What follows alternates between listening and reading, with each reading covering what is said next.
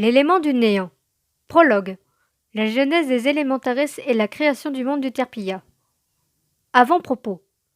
Comme l'univers est vaste ainsi qu'infini, chaque être vivant a sa place dans l'univers, telles les étoiles. Mais le danger et le plus terrible serait de la perdre. Guillaume Ambrosio, août 2019. Je suppose qu'il est inutile de vous présenter la genèse, celle du jardin d'Éden, où Dieu créa la terre en 7 jours, dont le 6e fut créé l'homme pour dominer toutes les bêtes de la terre et s'accoupler en abondance. Sauf le jour où Satan tenta Adam et Ève. Et ils quittèrent le jardin ainsi que leurs facultés spirituelles, voir les anges, la présence de Dieu, etc. Mais la genèse des élémentaris commence bien plus tard, voire quelques millénaires d'années. Lorsque les Hébreux attendent le retour de Moïse, ils se rebellèrent et sous l'ordre d'Aaron, ils décidèrent de créer une idole, le veau d'or. Dieu était en colère et voulut exterminer et créer un autre peuple plus nombreux que les Hébreux, n'étant pas fidèles à lui. Jusque-là, nous sommes, si vous l'avez deviné, dans l'Ancien Testament, et comme le Messie n'est pas encore venu, les Hébreux sont sous la loi et non sous la grâce. Moïse supplia Dieu d'épargner ses frères. Sa requête lui fut accordée.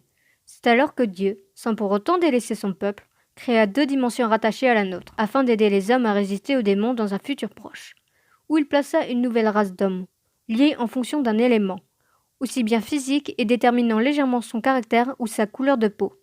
Mais ce dernier détail est assez rare, et qui ferait d'eux une tribu, donc un autre patriarche. Ce sont les élémentaris.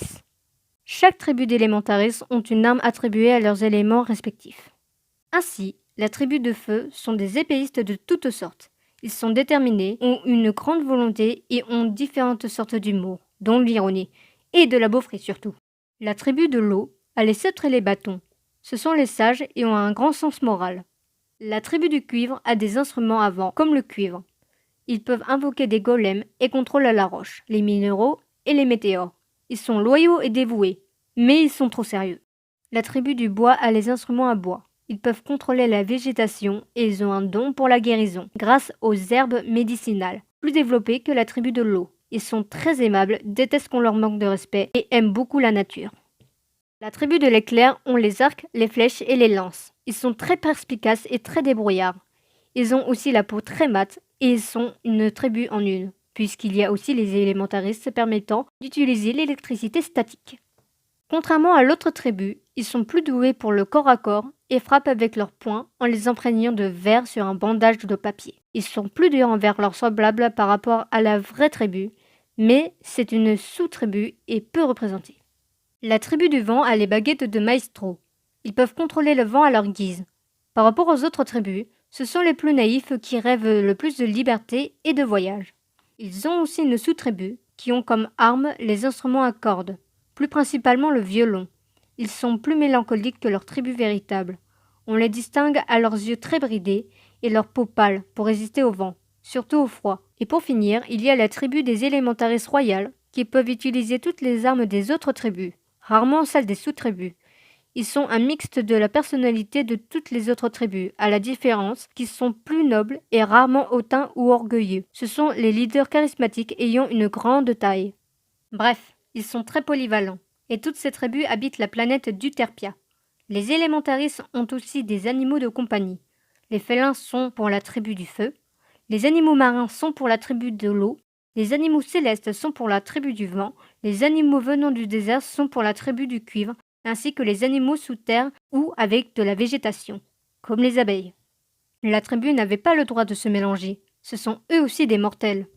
Il y a aussi une 3e dimension où résident plusieurs planètes en une qui s'appelle la Milixie. Les élémentaris qui vivent ici sont des élémentaris protecteurs très liés aux élémentaris royaux. Ils sont très proches de Dieu et de l'univers. L'arme est leur corps et est aussi une armure. Ils peuvent utiliser les lois de l'univers sur eux également comme une arme. Mais ils sont très pacifiques. Ils n'ont pas besoin de s'accoupler comme les anges. Ils peuvent communiquer avec les élémentaris royaux et sont des êtres interdimensionnels, par rapport à d'autres élémentaris qui ont besoin d'un élémentaris mexilien.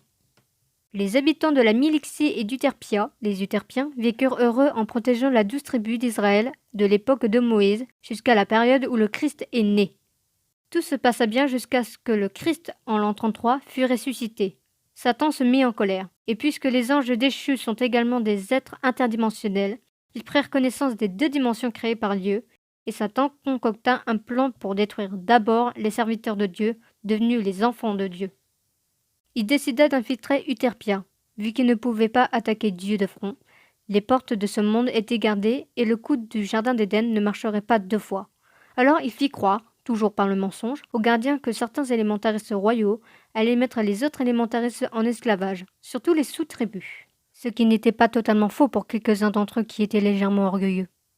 La tribu du feu en eut vent, et étant en colère, la plupart d'entre eux préféra la guerre à la discussion, suivie de certaines tribus, dont les gens les plus enclins à l'orgueil que les royaux devinrent alliés à la tribu du feu pour éradiquer les royaux, ce qui fut un coup d'État.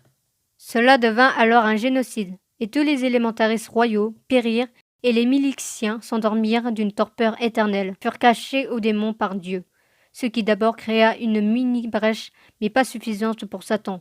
Ensuite, cela créa aussi un vide chez les Milixiens, une planète de poussière d'étoiles nommée Stardust. Cela permit aux démons de s'y rendre et de créer une colonie.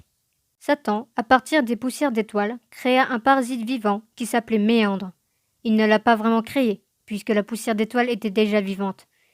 Il possédait la Terre et Stardust. Sauf que tout ne se passa pas comme prévu. Un élémentariste royal d'Euterpia et l'âme d'un Milixien archélémentariste très puissant survécurent.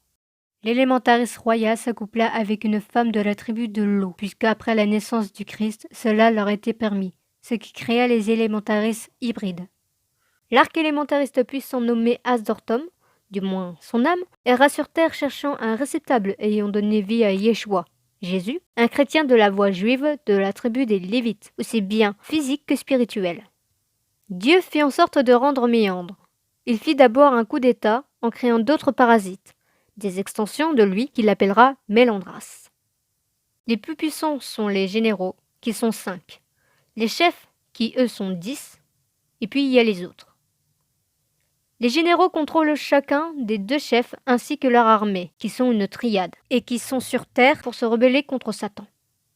Quelques millénaires plus tard, lors de l'an 599X, selon Dieu, ou 199X, à cause des portails du SAIRN qui envoya des élémentaristes purs et hybrides.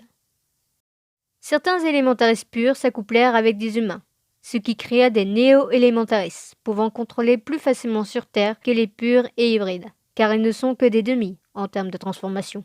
Cela étant très économe au niveau de l'onction ou énergie spirituelle.